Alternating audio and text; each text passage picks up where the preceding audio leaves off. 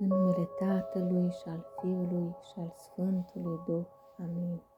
Psalmul 50. Miluiește-mă, Dumnezeule, după mare mila Ta și după mulțimea îndurărilor Tale, șterge fără de legea mea. Mai vârtos mă spală de fără de legea mea și de păcatul meu mă curățește. Că fără de legea mea eu cunosc și păcatul meu înaintea mea este pururea. Ție unui am greșit și rău înaintea Ta am făcut, așa încât drept ești Tu într-o cuvintele Tale și biruitor când vei judeca Tu. Că iată, într-o fără de legi m-am zămislit și în păcate m-a născut Maica mea. Că iată, adevărul a iubit, cele nearătate și cele ascunse ale înțelepciunii Tale mi-ai arătat mie. Stropi-mă vei cu isop și mă voi curăți, spăla-mă vei și mai vârtos decât zăpada mă voi albi.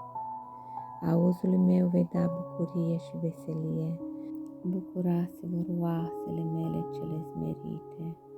Întoarce-ți fața Ta de către păcatele mele și toate fără de legile mele șterge-le.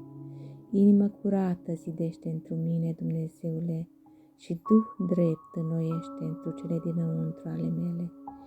Nu mă lepăda de la fața Ta și Duhul Tău cel Sfânt nu lua de la mine. Dă-mi mie bucuria mântuirii Tale și cu Duh stăpânitor mă întărește.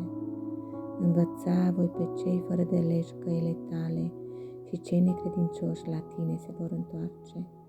Izbăvește-mă de vărsarea de sânge, Dumnezeule, Dumnezeul mântuirii mele. Bucura-se-va limba mea de dreptatea Ta. Doamne, buzele mele vei deschide și gura mea va vesti lauda Ta. Că de-ai fi voi jertfă ți-aș fi dat, ardele de tot nu le vei binevoi. Jertfa lui Dumnezeu, Duhul umilit, inima înfrântă și smerită, Dumnezeu nu va urgisi. Fă bine, Doamne, într-o bunăvoirea Ta Sionului și să se zidească zidurile Ierusalimului. Atunci vei binevoi jertfa dreptății, prinosul și ardele de tot, atunci vor pune pe altarul Tău viței.